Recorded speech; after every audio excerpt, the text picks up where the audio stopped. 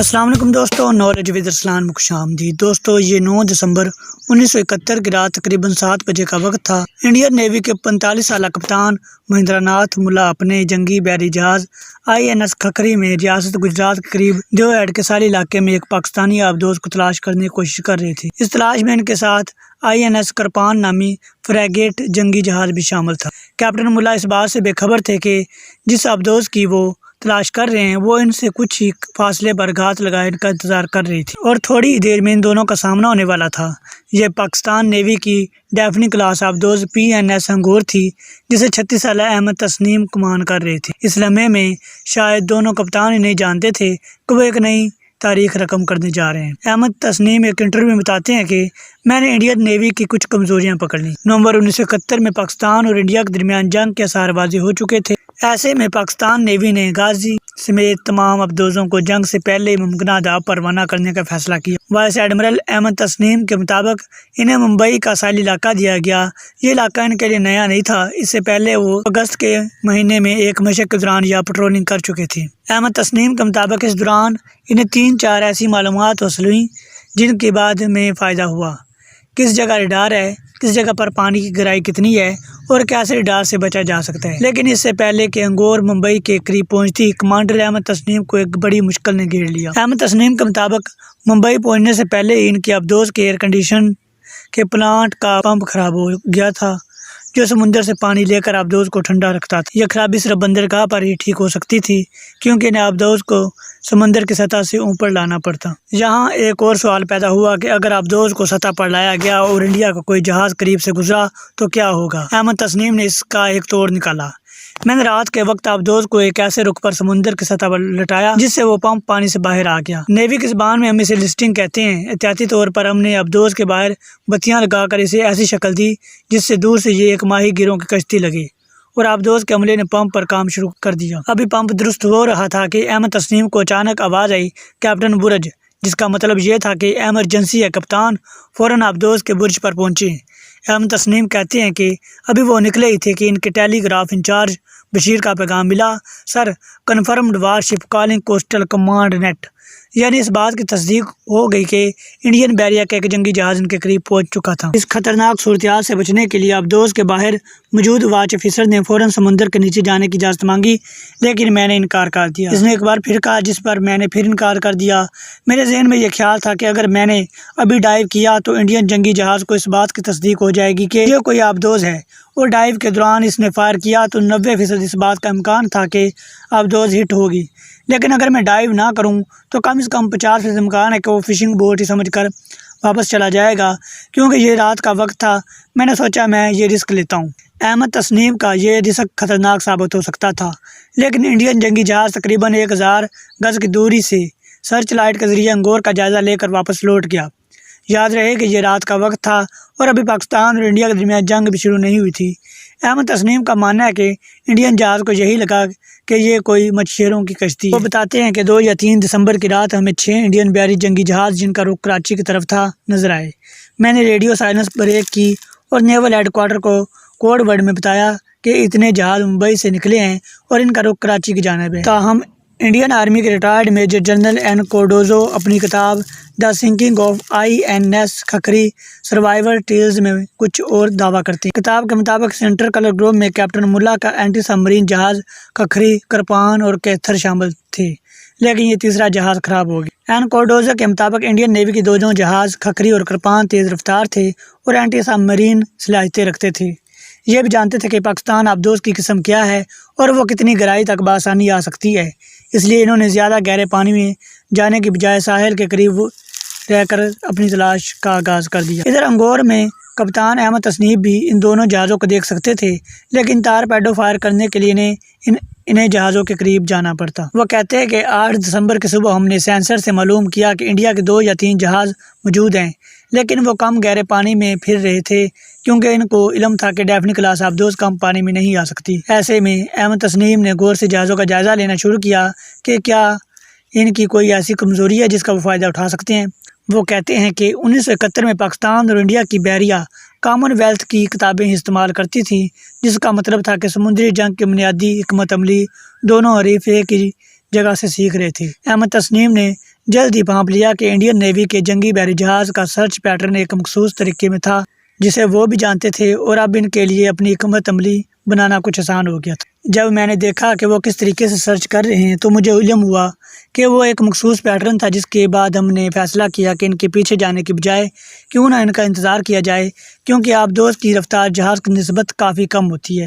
اب پاکستانی آبدوز کے کمانڈر کپتان احمد تسنیم کو ایک اور فیصلہ کرنا تھا۔ انڈین جہازوں کا سرچ پیٹرن معلوم ہونے کے بعد انگور کی ٹیم ارادہ کر چکی تھی کہ انڈین جہازوں سے محفوظ فاصلہ رکھتے ہوئے کسی ایسی جگہ پوزیشن بنا لی جائے جہاں سے پیٹرن کے مطابق انڈین جہاز گزریں گے اور تب ان پر فائر کیا جائے۔ اس کے لیے انہیں کم گہرے پانی کی طرف جانا تھا جو خطرناک ثابت ہو سکتا تھا۔ احمد تسنیم کے مطابق انگور کو کم از کم بھی 100 میٹر گہرائی میں رہنا چاہیے، لیکن ہم نے تھوڑا رسک لیا اور 65 میٹر کی گہرائی تک چلے گئے، جس کی انڈین جنگی جہاز توقع نہیں کر سکتے تھے۔ اب انگور کے اوپر سے یعنی سطح سمندر تک تقریباً 40 میٹر پانی اور نیچے یعنی سمندر کی تہہ اور انگور کے درمیان صرف 25 میٹر تک پانی باقی تھا۔ ایک قدم پھونک کر لینا تھا۔ انڈین آرمی کے retired major general N Cardozo اپنی کتاب the sinking of INS Khukri survivor tales میں لکھتے ہیں کہ اس دن کیپٹن مہندرا ناتھ ملا کچھ بے چین تھے۔ اس کی وجہ یہ تھی کہ ان کو جہاز کی رفتار کچھ کم رکھنی پڑ رہی تھی۔ اب 9 دسمبر کی شام ہو چکی تھی۔ سمندر میں اندھیرا چھانے کے باوجود INS کھکری اور INS کرپان اپنی لائٹس بھی بند کیے ہوئے تھے کہ کہیں دشمن کی آبدوز ان کو دیکھ نہ لے۔ اب انگور مکمل طور پر ایسی پوزیشن میں آ چکی تھی جہاں سے تارپیڈو انڈین جہازوں پر فائر کیا جا سکتا تھا۔ کیپٹن احمد تسنیم نے فاصلہ ناپا۔ انڈین جہاز کرپان رینج میں آ چکا تھا۔ انہوں نے تارپیڈو ٹیم کو حکم دیا اور 30 سالہ تارپیڈو افسر وسیم خان نے پہلا تارپیڈو پہلے انڈین جہاز کی جانب فائر کر دیا۔ اگلے چند منٹ انتہائی اعصاب شکن تھے۔ تارپیڈو انڈین جہاز کی جانب جا رہا تھا۔ احمد تسنیم کے مطابق تقریباً 4 سے 5 منٹ کا وقت لگا ہوگا، لیکن ان کی ٹیم کے لیے یہ بہت طویل بھی تھا اور مایوس کن بھی، کیونکہ تمام تیاری کے باوجود تارپیڈو نے ٹارگٹ مس کر دیا۔ احمد تسنیم کہتے ہیں کہ ہم نے کرپان کی جانب ایک ہومنگ ٹارپیڈو فائر کیا تھا جو آواز سے ان کا ٹارگٹ کی طرف جاتا ہے۔ اس ٹارپیڈو نے اپنا ٹارگٹ ایکوائر بھی کیا لیکن پھٹا نہیں۔ وہ کہتے ہیں کہ ہم تھوڑے سے مایوس ضرور ہوئے کیونکہ یہ تارپیڈو ہم نے ایسے فائر کیا تھا جیسا کہ کتاب میں بتایا گیا، لیکن مایوس ہونے کا وقت نہیں تھا۔ ہم نے آپس میں فوری مشورہ کیا کہ ایک اور چانس لیتے ہیں۔ اگلے چند لمحات احمد تسنیم کے ذہن پر آج بھی نقش ہیں۔ وہ کہتے ہیں کہ صرف چند سیکنڈز تھے جن میں فیصلہ کرنا تھا کہ اب کیا کرنا۔ پہلا ٹارپیڈو فائر ہونے کے بعد ان کی وہاں موجودگی کا راز کھل چکا تھا۔ انڈین جہازوں کو انگور کی پوزیشن معلوم ہو چکی تھی۔ اسی اثناء میں کیپٹن ملا کا جہاز کھکری انگور کے قریب پہنچ چکا تھا۔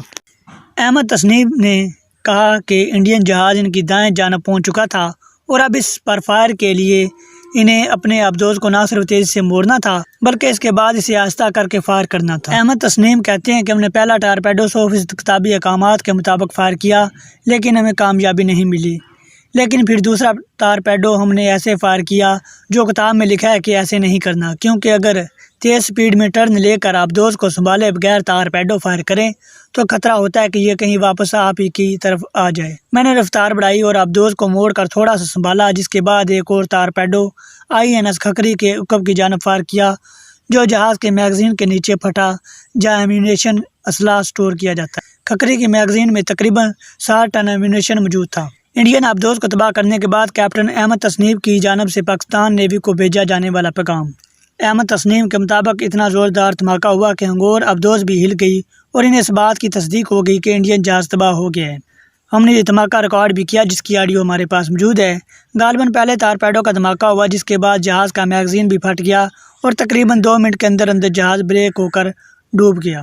اس وقت 9 دسمبر 1971 کی رات 8:45 ہو چکے تھے اور دوسری جنگ عظیم کے بعد یہ پہلا ایسا واقعہ تھا جب سمندری جنگ کے دوران ایک آبدوز نے کسی جنگی بحری جہاز کو تباہ کیا تھا۔ انڈین نیوی کے دوسرے جہاز کو علم ہو چکا تھا کہ انگور کہاں موجود ہے۔ ایسے میں کوئی بھی تاخیر پاکستانی آبدوز کے لیے جان لیوا ثابت ہو سکتی تھی۔ INS کرپان اب انگور کی جانب بڑھ رہا تھا اور اس سے پہلے کہ وہ فائر کرتا احمد تسنیم کو کچھ کرنا تھا۔ احمد تسنیم کہتے ہیں کہ سیلف ڈیفینس میں INS کرپان پر تیسرا ٹارپیڈو فائر کیا گیا، لیکن کیونکہ اب انڈین نیوی کے جہاز کو معلوم ہو چکا تھا اس لیے اس نے بھی پینترا بدلا اور تیز رفتار پر جہاز کو گھمانا شروع کر دیا تاکہ بچا جا سکے، لیکن ایسا کرنے سے اس کی رفتار کچھ کم ہوئی اور احمد تسنیم کے مطابق ٹارپیڈو INS کرپان کو لگا لیکن جہاز ڈوبا نہیں، ڈیمیج ضرور ہوا ہوگا۔ دھماکے کے بعد جہاں جہاز کی نچلی سطح پر موجود عملہ فوراً ہلاک ہو گیا تھا، وہیں جہاز کے اوپر موجود عملے کے پاس چند ہی منٹ تھے کہ جس میں انہیں اپنی جان بچانی تھی۔ انڈین نیوی کی جانب سے کیپٹن مہندرا ناتھ ملا کو دیے جانے والے اعزاز کی تفصیل میں لکھا گیا ہے کہ انہوں نے اس وقت نہایت اطمینان سے جہاز کے باقی عملے کو جان بچانے اور سمندر میں لائف بوٹ کے ذریعے اترنے میں مدد کی۔ کیپٹن ملا کی بیوی نے 2017 میں ایک انٹرویو میں کہا کہ ان کے شوہر کو معلوم تھا کہ ان کے بہت سے سپاہی جہاز میں پھنس چکے ہیں اور باہر نہیں نکل سکتے، ایسے میں انہوں نے یہ مناسب نہیں سمجھا ہوگا کہ وہ اپنی جان بچا لیتے۔ اس واقعے کے علم ہوتے ہی انڈین نیوی نے انگور کو تلاش اور تباہ کرنے کے لیے بہت بڑے پیمانے پر سرچ آپریشن کا آغاز کرتے ہوئے کراچی بندرگاہ پر ایک اور حملے کا منصوبہ بھی ترک کر دیا۔ احمد تسنیم کہتے ہیں کہ ان کا معلوم تھا کہ میری پوزیشن کیا ہے، ان کو یہ بھی علم تھا کہ اب میں نے واپس کراچی کی طرف جانا ہے۔ احمد تسنیم کو دو مشکلات درپیش تھیں، ایک طرف انڈین نیوی کے جہاز ان کی پوزیشن کی جانب آ رہے تھے تو دوسری جانب وہ ابھی تک کم گہرے پانی میں تھے جہاں ان کو ڈھونڈنا زیادہ مشکل نہیں تھا۔ احمد تسنیم کے مطابق انڈین نیوی نے ان 3 دنوں میں انگور کو ڈبونے کے لیے کم از کم 156 ڈیپتھ چارج اٹیک کیے۔ احمد تسنیم کہتے ہیں کہ اب دوز میں سب کٹھے جیتے ہیں یا کٹھے مرتے ہیں، نکلنے کا کوئی راستہ نہیں ہوتا۔ وہ کہتے ہیں کہ میں نے کچھ ایسا کیا جس کی ان کو توقع نہیں تھی۔ آپ سمجھیں کہ میں نے کراچی کی طرف جانا چھوڑ دیا اور فرض کر لیں کہ ہم ممبئی کی طرف چلے گئے۔ سمت کی تبدیلی کی اس ترکیب سے احمد تسنیم انڈین نیوی کو چکمہ دینے میں کامیاب ہو گئے، جو انہیں کراچی کے راستے میں تلاش کرتے رہے۔ انگور نے نسبتاً لمبا راستہ اختیار کیا اور احمد تسنیم کے مطابق وہ کافی فاصلہ دے کر واپسی کی طرف آئے اور 18 دسمبر کو کراچی پہنچے۔ احمد تسنیم اور انگور کا حملہ جنگ شروع ہونے سے قبل کراچی سے روانہ ہوا تھا اور اب وہ ایک ایسے وقت میں کراچی پہنچے جب نہ صرف جنگ ختم ہو چکی تھی بلکہ پاکستان کا نقشہ تبدیل ہو چکا۔ انہوں نے جواب دیا کہ اب دوز میں ہم نیچے ریڈیو نہیں سنتے، کچھ پتہ نہیں ہوتا کہ باہر کیا ہو رہا ہے۔ ہمیں جب مشرقی پاکستان کے واقعے کا پتہ چلا تو بہت افسوس ہوا، لیکن ہمارے عملے کو فخر تھا کہ سب میرین ہسٹری میں دوسری جنگ عظیم کے بعد ہم نے پہلا جہاز ڈبویا ہے۔ اس سے بھی بڑھ کر احمد تسنیم کے مطابق انگور کی بڑی کامیابی ان کے نزدیک یہ تھی انڈین نیوی کو کراچی بندرگاہ پر ایک اور حملے کی منصوبے کو منسوخ کرنا پڑا۔ ککھری آج بھی سمندر میں دفن ہے۔ انگور اب 2006 میں ڈی کمیشن ہونے کے بعد کراچی میں نیوی میوزیم میں یادگار کے طور پر محفوظ ہے، جبکہ INS ککھری آج بھی ریاست گجرات کے قریب سمندر میں دفن ہے۔